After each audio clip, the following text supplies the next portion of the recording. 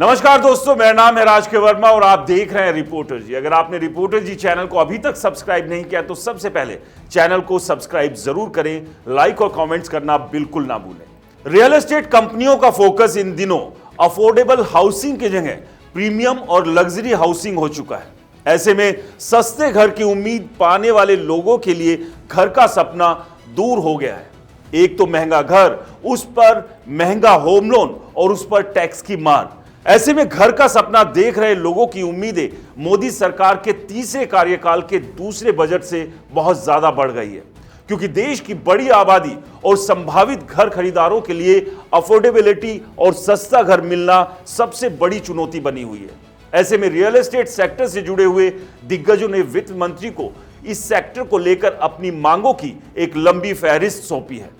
Real estate sector से जुड़े हुए दिग्गजों ने वित्त मंत्री से बजट में अफोर्डेबिलिटी हाउसिंग, रेंटल हाउसिंग को इंसेंटिव देने को लेकर टैक्स के लिहाज से आकर्षक बनाने का अनुरोध किया है। 50 लाख रुपए कम कीमत वाले अफोर्डेबल हाउसिंग के सेल्स की बिक्री 2018 में कुल हाउसिंग सेल की 48% थी, जो 2024 में घटकर 30% पर आ गई, जबकि इस अवधि में घरों के सेल्स में इजाफा देखने को मिला। 2023 में अफोर्डेबल हाउसिंग के सेल्स में 16% की गिरावट आई और 2024 में भी सेल्स घटा।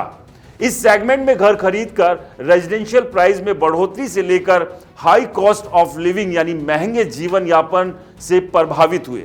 प्रॉपर्टी बाजार से जुड़े एक्सपर्ट के मुताबिक प्रधानमंत्री आवास योजना 2.0 के लाभार्थियों को 8 लाख रुपए के लोन पर 4% ब्याज में छूट मिलती है, बशर्त कुल लोन 25 लाख से ज्यादा ना हो और घर की कीमत 35 लाख रुपए से ज्यादा नहीं होनी चाहिए।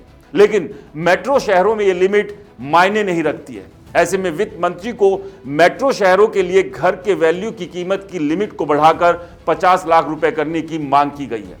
अपने सुझाव में एक्सपर्ट ने अफोर्डेबल सेगमेंट के हाउसिंग मार्केट को बढ़ावा देने के लिए इनकम टैक्स एक्ट के सेक्शन 24B के तहत होम लोन के ब्याज पर टैक्स रिबेट की लिमिट को बढ़ाकर 5 लाख रुपए सालाना करने की मांग की है, जो मौजूदा समय में 2 लाख रुपए है। उन्होंने अपने सुझाव में 80C के तहत सालाना 1.5 लाख रुपए होम लोन के प्रिंसिपल रिप्लेसमेंट पर अलग से डिडक्शन का लाभ देने की मांग की है। मौजूदा समय में 80C के तहत 1.5 लाख रुपए का जो छूट मिलती है, उसमें इंश्योरेंस, बच्चों के फीस से लेकर दूसरे टैक्स सेविंग इंस्ट्रूमेंट्स और होम लोन प्रिंसिपल अमाउंट भी शामिल है।